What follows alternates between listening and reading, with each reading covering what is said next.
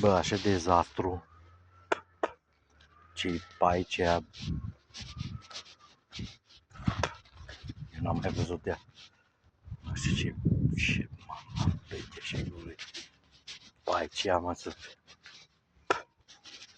Bun, să zicem, nu am coploiat, bun, dar bă, după ce să uscă vină, mă și țăpălege asfalt, mă.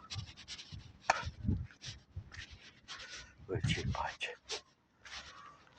Ferească de Dumnezeu, ce-i aici?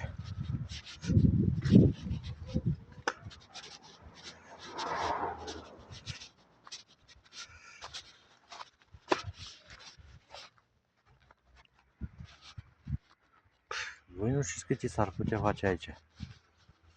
Și în zona aia de acolo. Teren de închiriat, ăla să prăpădească. Aici n-ai cu cine, mă, nu ai cu cine.